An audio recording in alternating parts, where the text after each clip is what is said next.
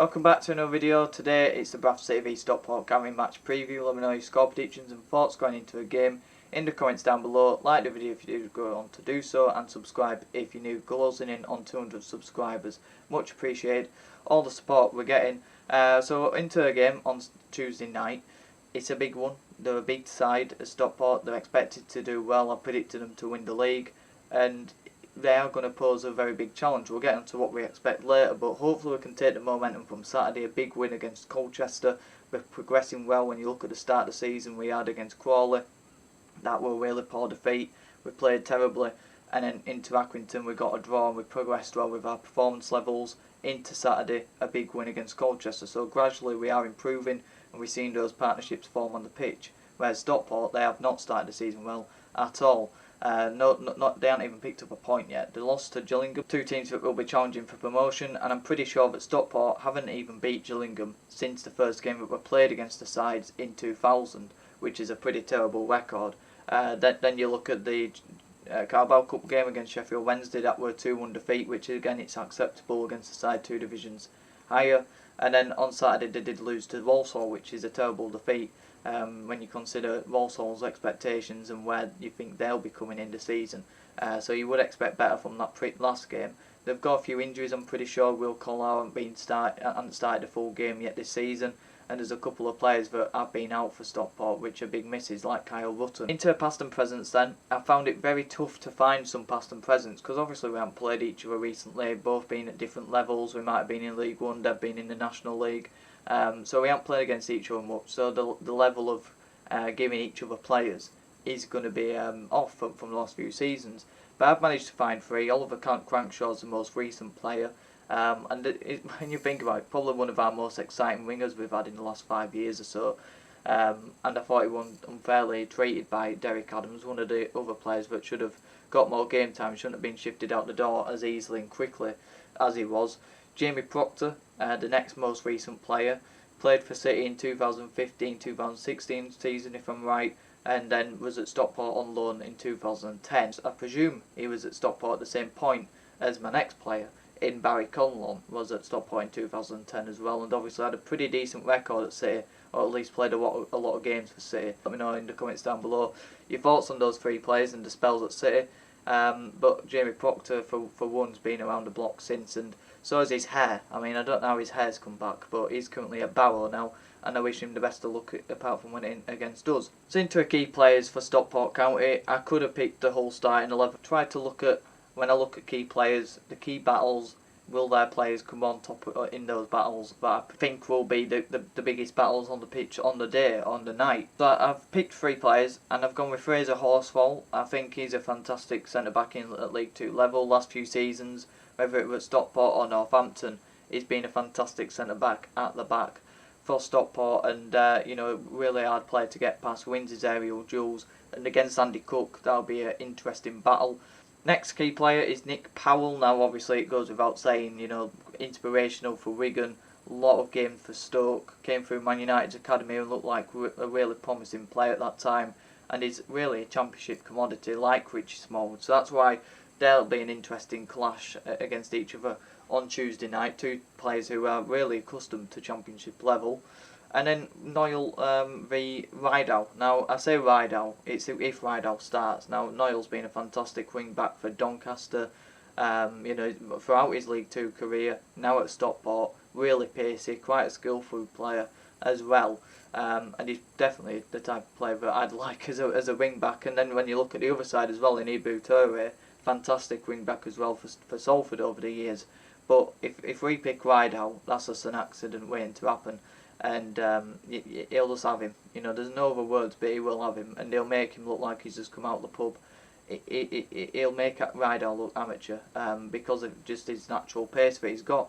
So they're my 3 key players, but mainly 3 key battles, because sometimes you can struggle to find 3 key players, like I did against Crawley. That's why I named no one, and then we went and lost, of course. But they're my key players. Let me know your thoughts on that in the comments down below. So what can we expect from this Stockport County side? I think we can expect a very solid team, a team that's well drilled by Challoner, a team that will press high up the pitch and play a high line. From what I've watched against them as well, maybe not in the playoff final, I think they're a bit more pragmatic in that game. didn't really go well for them. But when we've played against them in the 2 times that we've played in the league last season, when I've watched them, other than that as well, they have been a very well drilled, very well organised side who are going to be very dynamic and will want to outrun us. And especially when I think back to that Valley Parade game when we lost 1-0 last season, you know, that they run us ragged and they made us making stupid mistakes at the back by just setting traps high up the pitch. Into the head-to-heads, then touching on last season's games. We'll start off with how many games we've played against Stockport. A rich history, 118 games played, and they were one of our first opponents that we came up in our history, because we did play them in our first ever season as a football club.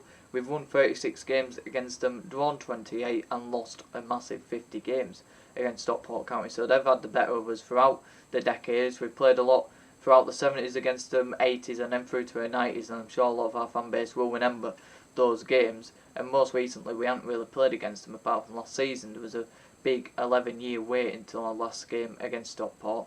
Our last 5 results then, our last game was a 0-0 draw against them on Tuesday night back in January 2023. A 1-0 defeat at Valley Parade in October 2022. Odesina gave away a penalty to Paddy Madden in that game and got bullied.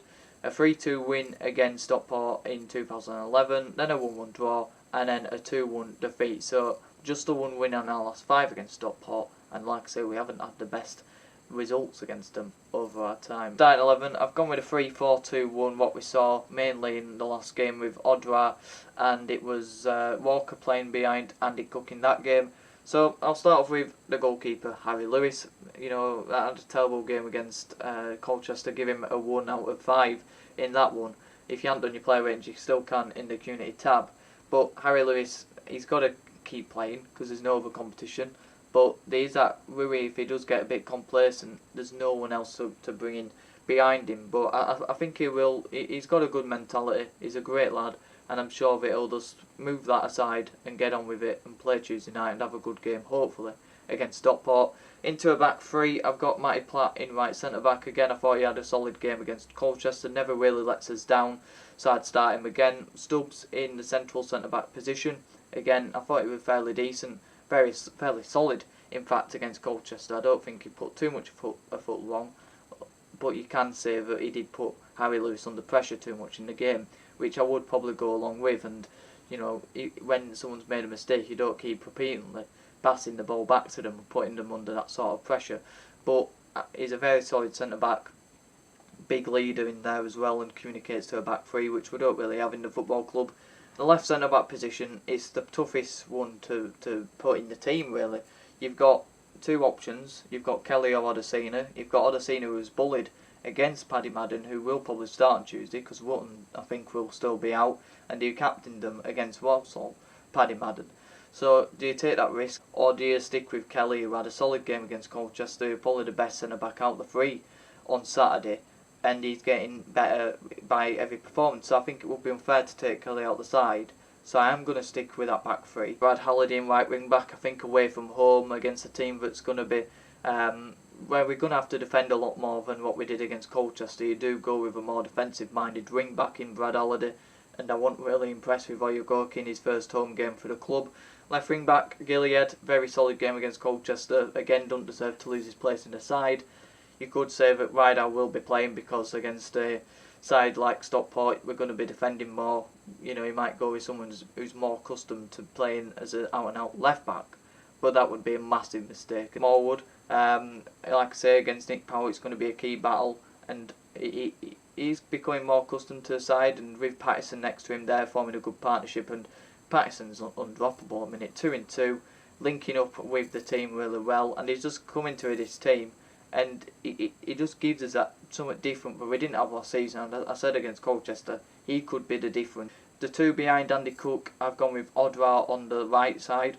Obviously a great game against Colchester, and hopefully he can keep that momentum. Smith, when I say Smith behind Cook, I won't be properly playing him as an attacking midfielder. I want him to do what he did against Colchester. I want him to make those underlapping runs, one in the channel and one off Andy Cook as well, and try and cause a real good partnership between the 2.